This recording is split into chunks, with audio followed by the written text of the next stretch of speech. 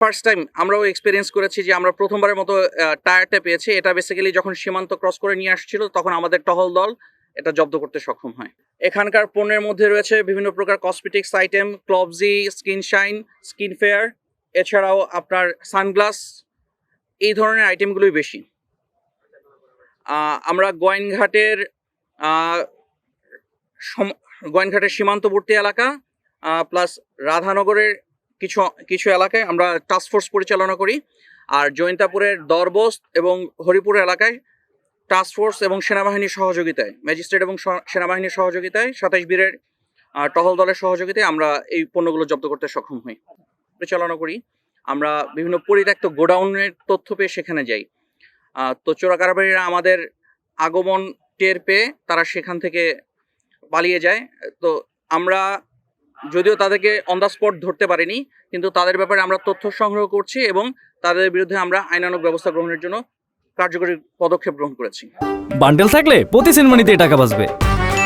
বিকাশ send money bundle কিনে জিতুন প্রতি লেনদেনে। দেখুন, আসলে আপনি সীমান্তে চোরাচালানের যে প্যাটার্নটা সেটা আপনাকে আমি একটু যদি এক্সপ্লেন করি। এটা হলো, দেখা যাচ্ছে যে চা বাগানের মাঝখানে সে কোনো একটা পয়েন্টে সে তার জিনিসগুলো এনে ডাম্প করে রেখে সে ওটা ঢেকে রেখেছে। এখন ওইখানে ডেফিনেটলি আমার লোক যখন যায় সে আমার ধরা খাওয়ার জন্য ওয়েট করবে না। এটাই হয় প্রতিবার। আসলে সীমান্তে যেই চোরাচালানের প্যাটার্ন, ওদের প্যাটার্নটাই ঠিক এরকম যে ওরা এনে কোনো একটা জায়গায় ডাম্প করে রাখে, অল্প অল্প করে নিয়ে এসে ডাম্প করে।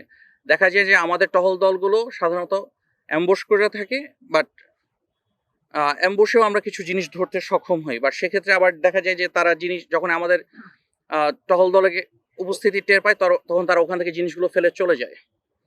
তো এটা ব্যর্থতা না, ঠিক এটা আমাদের ডিউটি প্যাটার্নটা অনেকটা এরকম এবং সীমান্তে চোরাচালানের ধরনটা এরকম। এটাকে আপনি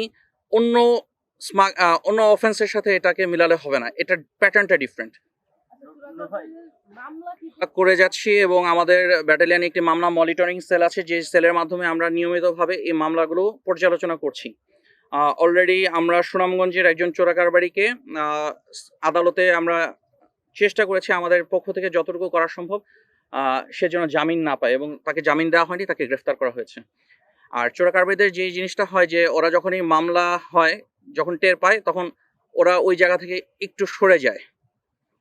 তো চোরাচালান থামানো যাচ্ছে না তা ওইভাবে ঠিক বলা যায় না। আমরা জব্দ করছি, জব্দ করার মাধ্যমে তারা অর্থনৈতিকভাবে ক্ষতিগ্রস্ত হচ্ছে এবং তারা আস্তে আস্তে এই জায়গাটা থেকে সরে আসতেছে। আমাদের কাছে বিভিন্ন ইন্টেলিজেন্স ইনফরমেশন আছে, একসময় যারা অনেক এই ব্যবসাটার সাথে জড়িত ছিল তারা আস্তে আস্তে অন্য দিকে ডাইভার্ট করছে নিজেদেরকে।